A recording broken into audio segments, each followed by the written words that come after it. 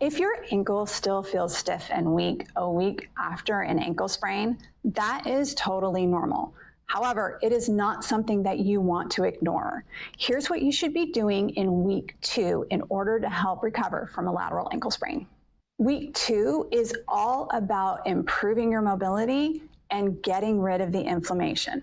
In this video, we're going to discuss exactly what those goals look like, exercises or stretches that you can do in order to achieve those goals, and how to know if you're ready to progress to the next level. I'm Dr. Amy, PhD trained orthopedic manual physical therapist, and 4 weeks ago, I sprained my ankle.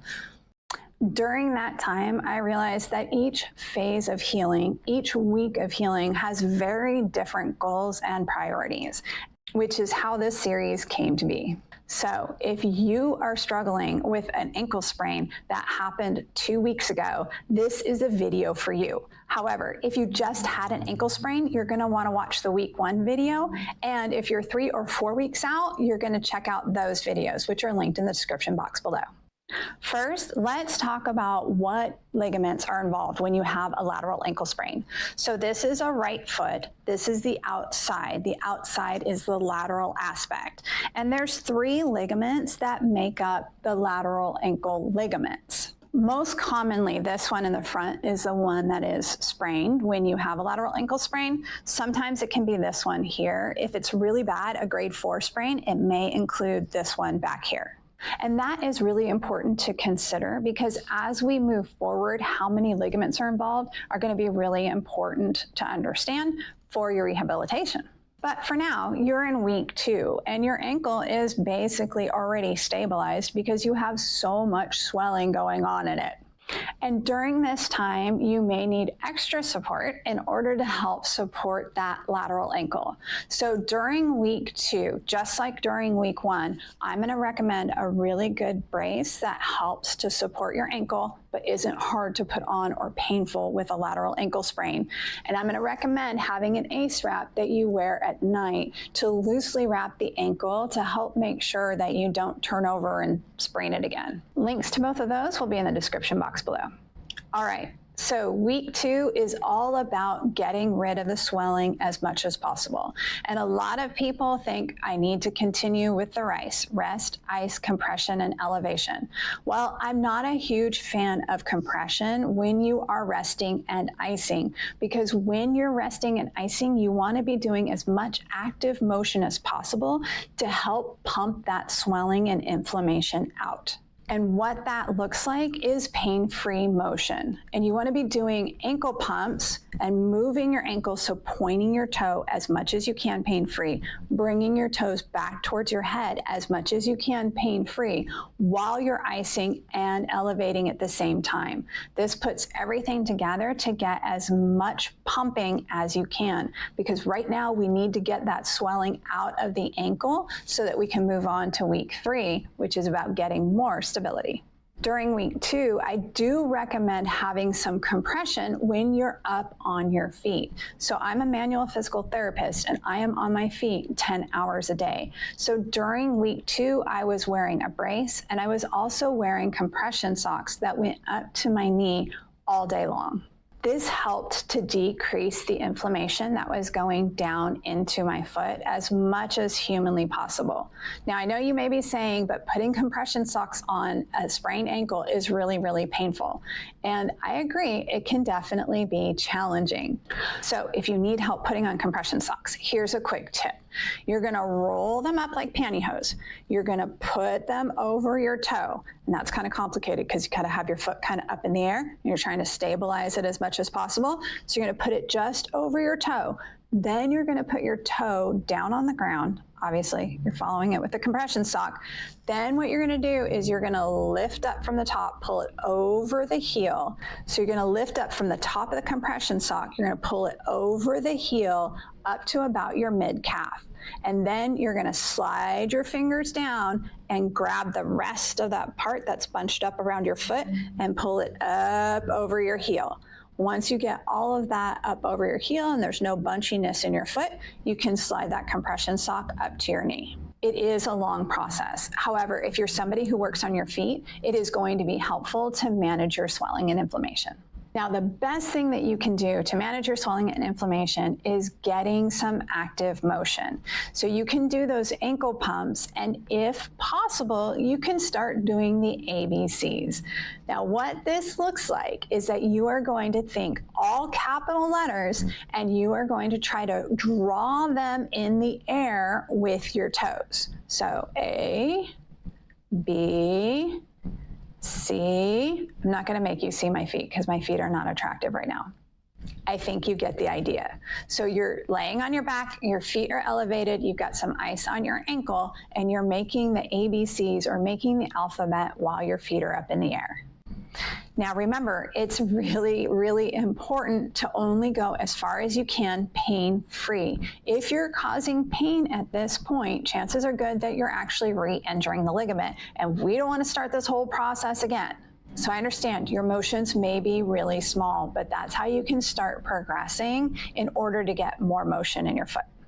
The other thing you really want to be focusing on is using the muscles in the calf in order to pump that inflammation out. So think of your gastroc and your soleus. Those are the big muscles in the back of the calf. And how do you get them really working? Now, I would highly recommend walking on a treadmill if you have access to it, because that way, if you have any pain or problems, you've got that support on each side.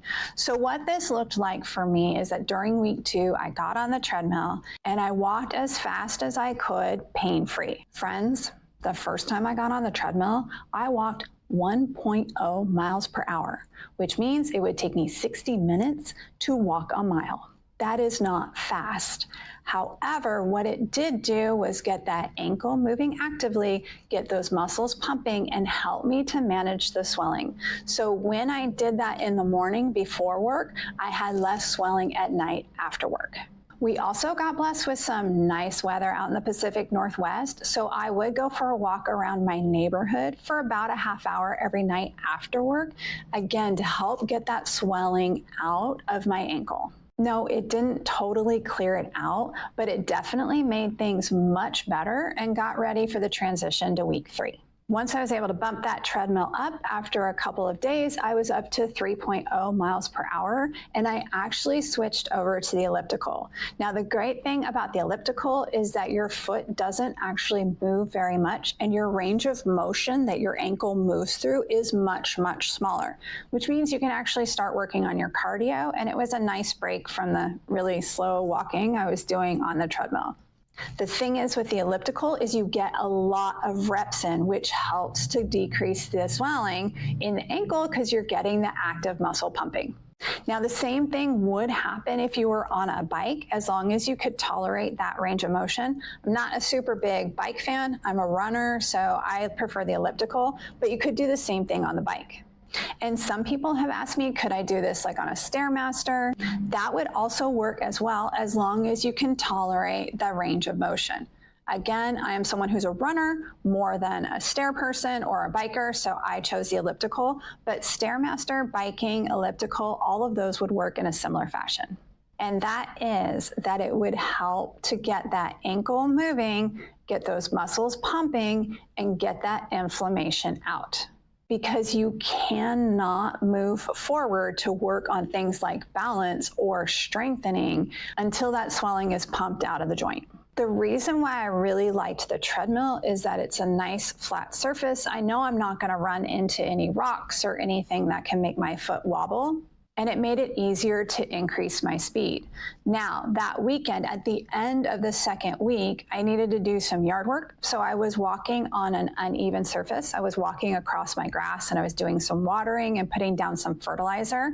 That was an interesting challenge for my ankle because obviously I didn't have that really good lateral stability. So during that time, I made sure to wear my brace to make sure I had as much support as possible, and I moved slowly across that uneven surface. Now, honestly, as long as you control the situation, I think it's very helpful to challenge your ankle at this point because, again, we need to get those muscles to wake back up. It needs to be controlled. I don't recommend walking on a trail in week 2 because you're going to have to deal with the speed, but you're also going to have to deal with the unstable surfaces. Now, if you didn't have a very bad ankle sprain, that might feel okay to you and it might feel like the right level of challenge. Every body is different. Every ankle sprain is different. However, mine was pretty bad and I did not have the stability to be walking or running on a trail at that point.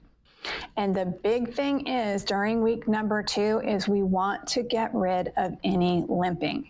And I understand that may seem impossible. I understand that that is very difficult. I went through this process and it was really hard. That's why I started out on the treadmill, was so that I had some support that I could hold on to and I could make sure that my ankle was working correctly. But the thing is, the longer you limp, the more stress you're putting on other areas of your body. And you may have already realized this because if you have any previous injuries, you may notice that they're rearing their ugly heads right now, which I do. So I have an SI joint issue on my right side. Well, I mean, of course it's on both sides because the SI joints are connected, but it's predominantly on my right side that I get pain. It's my left ankle that I sprained. And so of course, as I was limping, my right SI joint really started flaring up. Now, during week 1, there's only so much you can do about that. However, during week 2, I was determined that I was going to be able to walk normally by the end of week 2 to decrease the stress to my SI joint. So your goal for the end of week 2 is to make sure that you can walk without a limp. You may not be able to walk at your usual speed.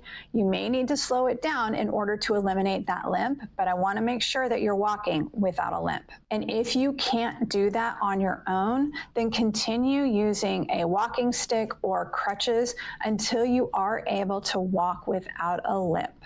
The other thing I really want you to focus on this week as you start getting back to some of the activities you used to do and your world starts expanding a little bit again, is I want to make sure that you avoid re-injury. So during week 2, we still want to make sure that we're being very, very careful with the motions that we're doing.